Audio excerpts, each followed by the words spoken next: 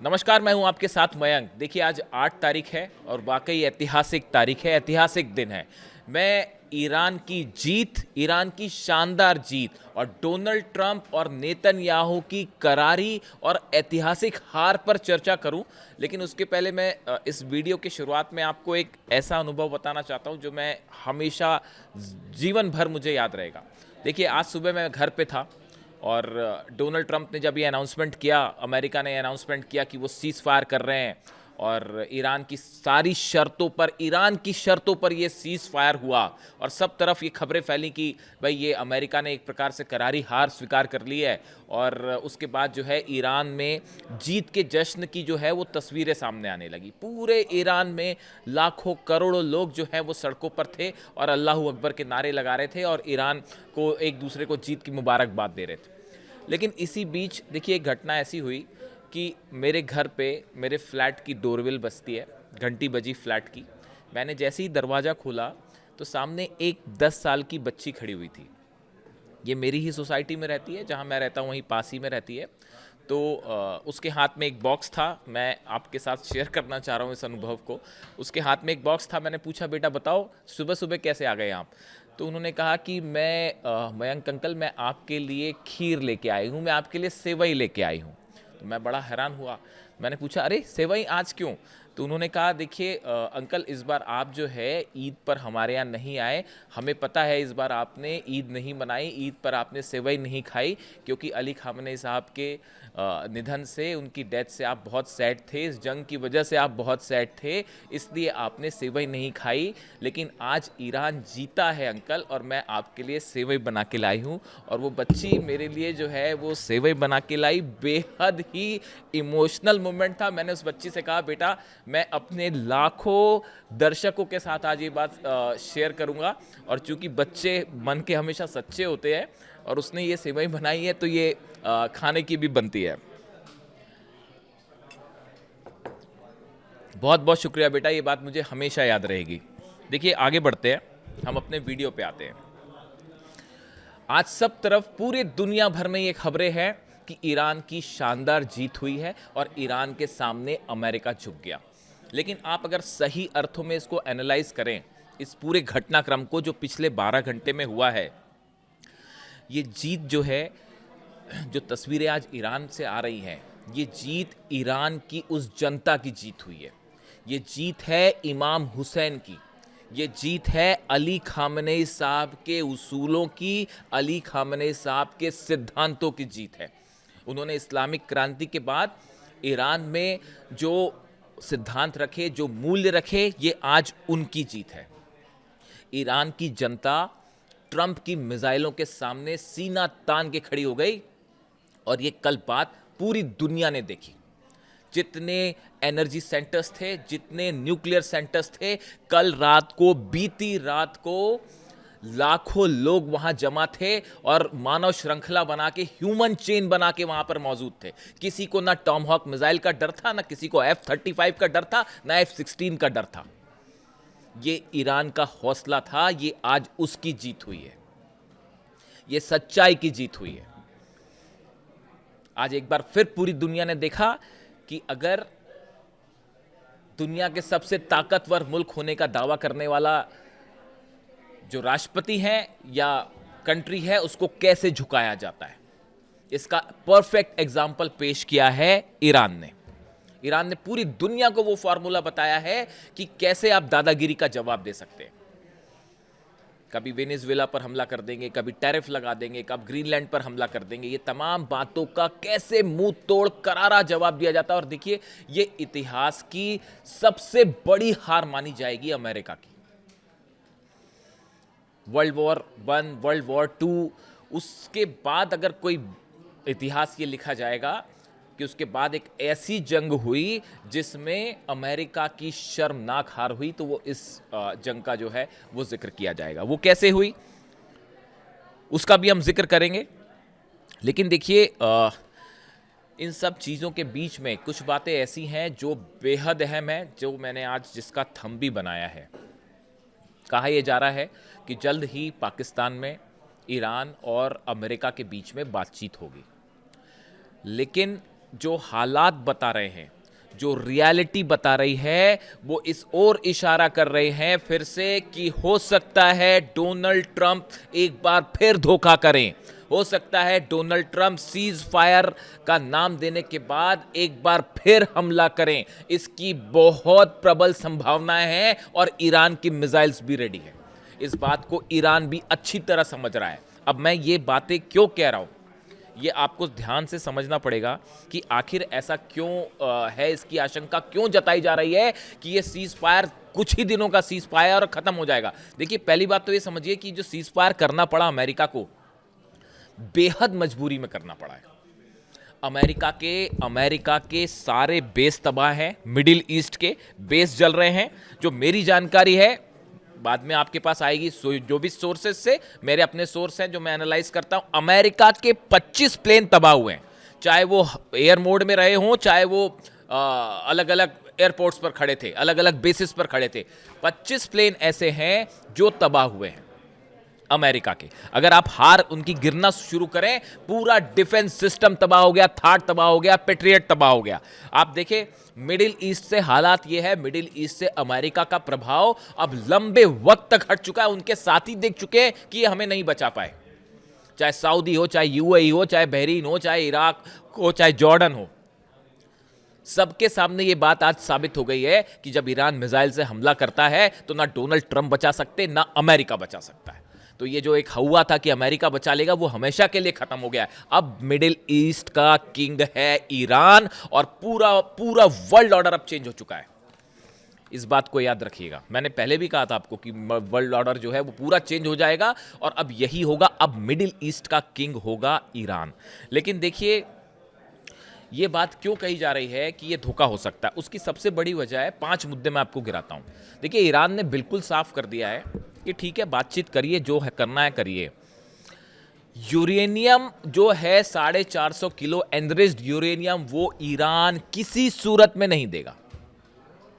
ये बात साफ है और अब तो इस जंग के बाद और क्लियर है।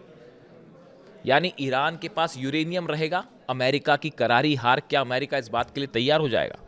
दूसरी बात, ईरान ने साफ कर दिया है, हम अपना सिविल जो न्यूक्लियर प्रोग्राम है, हम वो तो नहीं रोकने वाले, चाहे जो हो जाए। क्या अमेरिका इस बात को तैयार हो जाएगा? मिसाइल प्रोग्राम किसी सूरत में नहीं रोकेगा। ये ईरान नहीं, अली खामेनी साहब ने शुरू से निर्देश दे रखे थे कि मिसाइल्स की वजह से ही, आज देखिए, ईरान की मिसाइल्स की वजह से भी अमेरिका और इजराइल जो है वो दोनों चारों खाने चित हैं और इसमें सबसे अहम भूमिका है मिसाइल की। और ईरान किसी सूरत में अपना मिसाइल प्रोग्राम नहीं रोकेगा। जितने सहयोगी हैं, चाहे हिजबुल्लाह हो, चाहे हुती हो, चाहे हमास हो, इनको लेकर किसी तरह का कोई समझौता नहीं होगा। ईरान ने कहा है जितना नुकसान हुआ उसकी भरपाई करिए। चलिए, वो भरपाई तो हो जाएगी, वो अमेरिका क्या करेगा, जो अरब देश है इन्हीं से वसूल करके ईरान को दे देगा, वो उतना बड़ा मुद्दा नहीं है। लेकिन हॉर्मूज का क्या होगा? क्या हॉर्मूज पर अब हमेशा ईरान का कंट्रोल रहेगा? पहले तो ईरान ने खोल रखा था, लेकिन अब हालत यह है कि अब ईरान के कब्जे में है।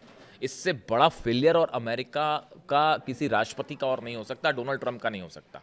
इसीलिए अमेरिका में अब डोनाल्ड ट्रंप के इस्तीफे की मांग उठने लग गई है। यानी अभी तो कहानी शुरू हुई है, ये जो सीज फायर से कहानी शुरू हुई है। अब आप आगे आगे देखिए इसका अमेरिका में क्या इसके साइड इफेक्ट्स होते हैं। और ये इस तरह की चर्चाएं शुरू हो गई हैं कि डोनाल्ड ट्रंप की हार तय है। और बड़े सारे ऐसे सांसद हैं जो डोनाल्ड ट्रंप की पार्टी के हैं, वो ये खुद कह रहे हैं कि आपने जो है इतनी, अमेरिका का पूरी दुनिया में प्रभाव घट गया। ईरान ने सीधी सीधी मात दे दी अमेरिका को। क्या चीन से लड़ोगे और क्या रूस से लड़ोगे?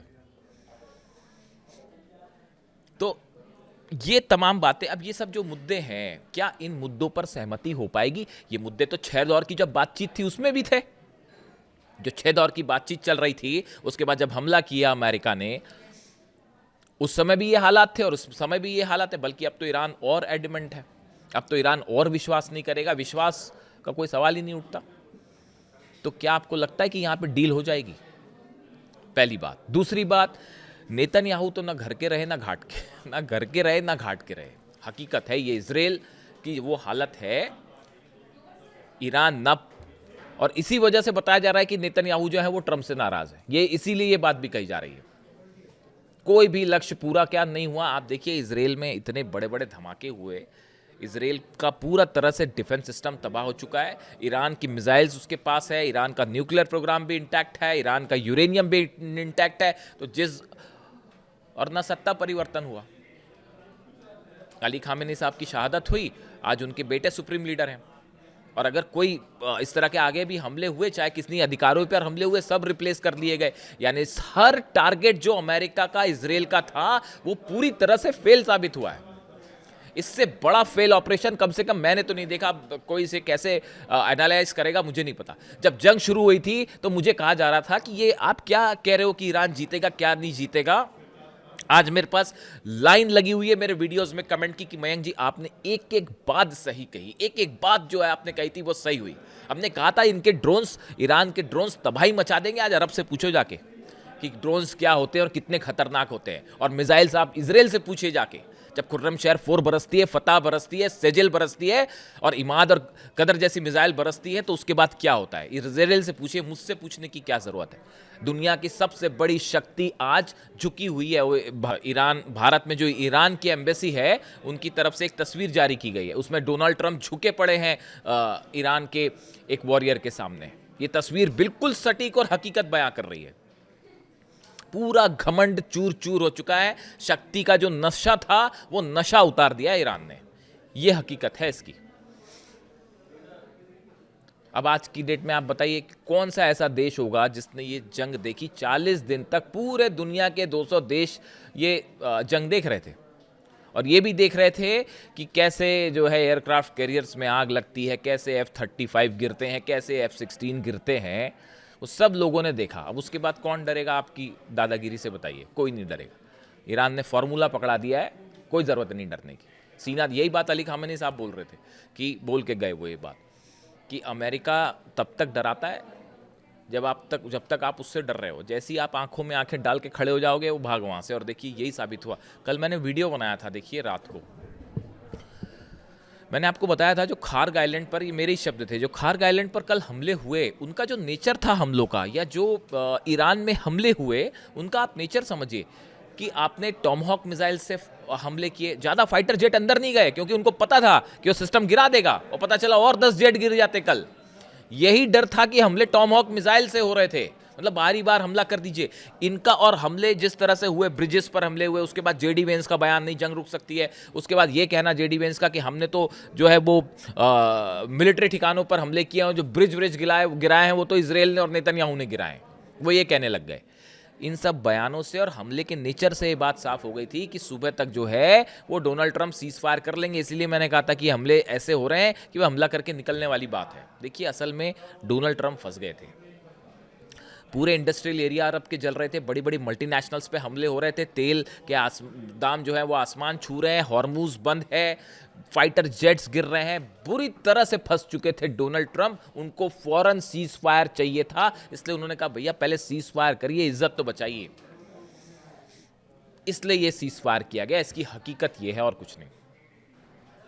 इसमें पाकिस्तान की भूमिका कितनी है, चाइना की भूमिका, न्यूयॉर्क टाइम्स दावा कर रहा है कि चाइना के कहने पर जो है वो, मैंने आपको पहले भी वीडियो बनाया था कि एक ऐसी कोशिश हो रही है कि पाकिस्तान के, हमने देखा था कि विदेश मंत्री जो है वो चीन गए थे, वहाँ पे उन्होंने वांग यी जो चाइना की विदेश मंत्री, उनसे बात की थी और इस तरह की बात कही गई थी कि भाई चाइना एक गारंटी दे ईरान को कि हाँ ठीक है हमले नहीं होंगे। तो हो सकता है इस तरह की कोई भूमिका हो। देखिए ऐसी जो टॉक्स होती है इसमें बड़ी सारी बातें आपको सुनने को मिलेंगी, लेकिन हकीकत क्या है वो थोड़ा समय पे आने पे पता चलेगी। अब ये टॉक्स हो रही हैं जो पाकिस्तान में 2 दिन बाद जो है ईरान के प्रतिनिधि आके बात करेंगे और अमेरिका की तरफ से जेडी वेंस भी शामिल होंगे। गौर करने वाली है, कुशनर और विटकॉफ के साथ जेडी वेंस भी शामिल होंगे इस बार बातचीत में, क्योंकि जेडी वेंस को लेकर ये कहा जाता है कि वो ये नहीं चाहते कि ईरान से ज़्यादा जंग हो। उनकी इस तरह की भूमिका है। लेकिन किसी की कोई भी भूमिका हो साहब, उससे क्या फर्क पड़ता है। जंग ईरान कह रहा है जंग करना है तो आइए हम तैयार बैठे हुए हैं। और ये सीज फायर है। ईरान की तरफ से क्या बयान आया है, ये सिर्फ सीज फायर है और धोखा करोगे तो इससे भी बड़ा हमला होगा। देखिए कल रात को असल में हुआ क्या, कल रात को हुआ ये कि डोनाल्ड ट्रंप अपनी मंडली के साथ बैठे थे व्हाइट हाउस में। उनको ये सूचना दी गई, संभवतः पाकिस्तान से फोन गया और ये बताया गया कि ईरान में लाखों लोग खड़े हुए हैं, जितने पावर स्टेशंस हैं, इलेक्ट्रिक स्टेशंस है, उसके आसपास लाखों ईरानी मौजूद हैं। न्यूक्लियर सेंटर्स के पास लाखों ईरानी मौजूद हैं। हमला करेंगे आपके एनर्जी सेंटर्स पे। और उसके बाद पूरी दुनिया देखती। इससे शर्मिंदगी वाली स्थिति अमेरिका के लिए और डोनाल्ड ट्रंप के लिए नहीं हो सकती थी। लोग ये कहने लगे थे कि दूसरा हिटलर आ गया है। इस तरह की बातें इस्तेमाल हो रही है सोशल मीडिया पे। मैं नहीं कह रहा, सोशल मीडिया पे कहा जा रहा है ये, देखिए आप। तो उसके बाद ये स्थिति बनी कि आखिरी में ये हुआ कि भाई हमले का प्लान तो कैंसिल। उससे भी बड़ी बात, अमेरिका के जितने डिफेंस एक्सपर्ट्स थे वो ये बता रहे थे डोनाल्ड ट्रंप को कि अब ईरान पलटवार करने वाला है साहब, और कुछ नहीं बचेगा। पूरे अरब का एक एक तेल का कुआं जलेगा, बुर्ज खलीफा गिरेगा, जितनी मल्टीनेशनल्स हैं वो जलेगी। और डिमोना के लिए 50 मिसाइल्स तैयार थी, डिमोना पर गिरने के लिए 50 मिसाइल्स, 50 खुर्रम शहर फतह मिसाइल्स तैयार थी इजराइल के न्यूक्लियर सेंटर पर हमले के लिए। अगर कल रात को फिर से अमेरिका ने हमला किया होता और ईरान ने अगर बदला लिया होता, नक्शे से कौन मिट जाता किसकी सभ्यता। और वो डायलॉग चल रहा था ना कि हम आपकी सभ्यता और खत्म कर देंगे और क्या सिविलाइजेशन खत्म कर देंगे, और किसकी खत्म हो जाती वो कल पता चल जाता। कैसी भाषा थी ये। इस जंग में सबने अपनी अपनी स्थिति समझा दी। कैसी कैसी भाषाओं का इस्तेमाल हुआ, वो भी एक राष्ट्रपति के द्वारा। बेहद हैरान करने वाला है। सिविलाइजेशन खत्म कर देंगे। 5000 साल की सिविलाइजेशन को कैसे खत्म कर दोगे आप। देखिए इस पूरे जंग में कई ऐसे लोग रहे ईरान की तरफ से जिन्होंने बड़ी अहम भूमिका निभाई है और एक ऐसा रोल अदा किया, इससे बेहतरीन कुछ नहीं हो सकता था। उसमें एक नाम ईरान के विदेश मंत्री अब्बास अराक्ची साहब का हमेशा के लिए दर्ज रहेगा। देखिए इतने हमले हुए, सब कुछ हुआ, उसके बाद भी उनकी तरफ से, उनकी जुबान से एक भी ऐसा शब्द नहीं निकला जो कि मर्यादा से नीचे हो। इसे कहते हैं, ये है ईरान के संस्कार, ये हैं फारस के संस्कार, ये है अली खामेनी साहब के का विदेश मंत्री होने के संस्कार। याद रखिएगा इस बात को। और इतना ही नहीं, मैं तो उनकी बात नहीं करता हूँ, मैं इंडिया में हूँ, दिल्ली में हूँ, यहाँ पे मैं लोगों को देखता हूँ। देखिए मोहम्मद फ़ताली साहब जो एम्बेसडर हैं ईरान के इंडिया में, उनकी बात कर लें आप, या फिर जो है ईरान के जो सुप्रीम लीडर हैं उनके भारत में जो रिप्रेजेंटेटिव है डॉक्टर अब्दुल माजिद हकीम इलाही साहब, आप इनके बयानों को देख लीजिए। कितने नपे तुले मर्यादा के में रहते हुए इन्होंने पूरी जंग के दौरान अपनी बातें कही, कितनी शालीनता से अपनी बातें कही। एग्रेसिव भी हुए तो भी वो शब्दों के अंदर रहे। उन्होंने बेहतरीन परिचय दिया इस बात का कि कैसे आप संस्कारों के साथ अपनी बात कह सकते हैं। चाहे फताली साहब हो, चाहे हकीम इलाही साहब हो, they were very elegant, very gracious and very courageous during this war. ये कहा जाना चाहिए उनके लिए। उन्होंने किसी भी मोमेंट पे उन्होंने कोई ऐसा बयान नहीं दिया जो कि गलत ठहराया जाए। अब देखिए हालात ये है कि इस पूरी बातचीत के बीच में नेतन्याहू के 2 बयान ऐसे हैं जिन पर आपको हर बात पे ध्यान देके चलना होगा। ये माना ईरान की जीत हुई है, इसमें कोई शक नहीं है, बहुत बड़ी जीत है। मैंने तो बच्ची की दी हुई खीर भी खा ली और वाकई बहुत मीठी खीर है, क्योंकि इसमें ईरान की जीत की मिठास थी, यही कह सकता हूँ मैं। खैर, लेकिन देखिए नेतन्याहू की अगर बात करें, उनके 2 बयान आए हैं। पहला बयान में वो ये कह रहे हैं कि मिडिल ईस्ट में कभी स्थायी शांति नहीं होगी। क्या मतलब इस बयान का? इस बयान का नेतन्याहू का क्या मतलब निकाला जाए कि मिडिल ईस्ट में कभी स्थायी शांति नहीं होगी? लेबनान पे वो हमले कर रहे हैं, करते रहेंगे, गाजा पे हमले कर रहे हैं, करते रहेंगे, हुती के खिलाफ जो एक्शन है वो करते रहेंगे। हो सकता है ट्रंप के कहने पर फिलहाल ईरान पर हमला ना करें, लेकिन शांति नहीं होगी। इसका मतलब ये नेतन्याहू का बयान इस बात की ओर इशारा कर रहा है कि बड़े धोखे हैं इस राह पे, यही कहा जा सकता है। इसके अलावा वो ये भी कह रहे हैं कि हम ईरान की शर्तें नहीं मानेंगे, जो ईरान ने तमाम शर्तें रखी। अब ईरान तो सीज फायर करेगा, जंग रोकेगा, अपनी शर्तों पे रुकेगा। वो वक्त चला गया जब जो है स्टीव विटकॉफ और जेरेड कुशनर या अमेरिका अपनी शर्तें रख रहा था। वो time is over, that time is over now. अब तो ईरान की शर्तें मानना होगा, वरना अंजाम भुगतिए। तो नेतन्याहू इसके लिए तैयार नहीं है। यानी ये जो बातचीत है, ये किसी भी समय, ये सीज फायर बेहद टेंटेटिव है, किसी भी समय चीज़ें पलट सकती हैं और ईरान इसके लिए तैयार है, और ईरान की मिसाइल्स भी तैयार है। और जितने दिन ये सीज फायर रहेगा उतने दिन ईरान जो है वो तेजी से अपनी तैयारी में और आगे बढ़ेगा। अब देखते हैं कि इसका क्या होता है, क्या अपडेट होता है। तमाम तरह की डिप्लोमेटिक कोशिशें अभी भी चल रही हैं पीछे से, लेकिन जो मैं समझ पा रहा हूँ या कई सारे लोग ये समझ पा रहे हैं कि ये बातचीत किसी भी क्षण सीज फायर टूट सकता है और फिर से बड़ी जंग छिड़ सकती है, और इसके लिए ईरान तैयार है। जो भी अपडेट होगा अब तक पहुंचाऊंगा। Thank you so much.